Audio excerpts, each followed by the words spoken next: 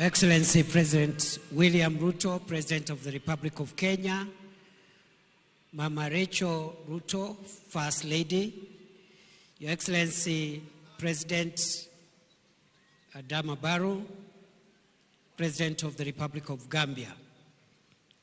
Your Excellency, allow me to ride on the protocols that have been established by the Master of Ceremonies. Your Excellency, allow me to make 2 remarks before I invite you. The first is to join other Kenyans in reflecting on why we are here today.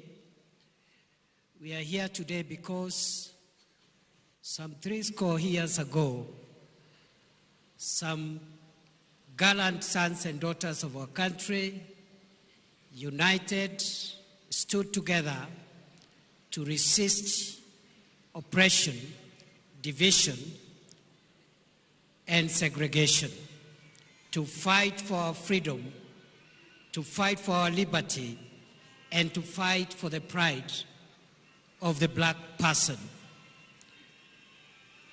And because we are standing here today because of the sacrifices of people who are not necessarily here today, we owe them the debt of gratitude of making sure that we sustain this country and fight for its unity and project the values for which our forefathers stood for, even as we also owe our children and the generations to come the debt of making sure that we transfer this country to them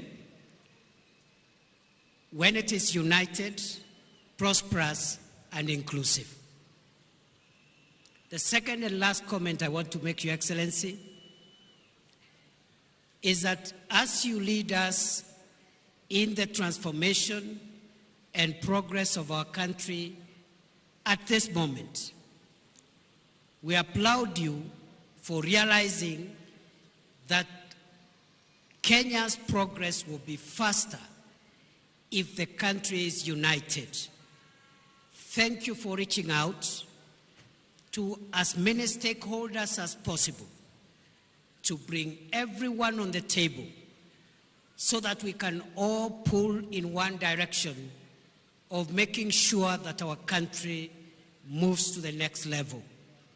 We applaud you for reaching out to the former Prime Minister for the establishment of the broad-based government, and we thank you for reaching out to the former President, Uhuru Kenyatta, and making sure that going forward, all of us, every stakeholder, is on the table as we decide the destiny of our country and as we lift the weight that we must lift in honor of the previous generation and also in honor of the generations to come.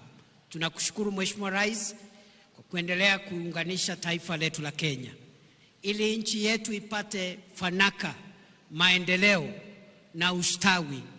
Ni lazima sisi zote, mirengo mbalimbali ya siasa, dini mbalimbali, makabila mbalimbali, watu wote wa siasa, makanisa, mashirika yasiyokuwa ya serikali, vijana, wazee, akina mama na watoto, lazima tusukume gurudumu la taifa la Kenya tukiwa na umoja.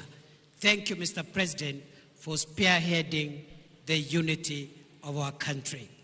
Today is not a day for me to make a speech. It's the day to listen to you, Your Excellency, as you address us as a nation on this very important occasion. I now want, therefore, to request that we be upstanding so that we can listen to the address of His Excellency, the President. Wapi shangwe na vigelegele. Karibu Mheshimiwa Rais. Thank you, Mr. President. You're welcome. Asante sana. Tafadhali tunaweza kuketi chini. Asanteni.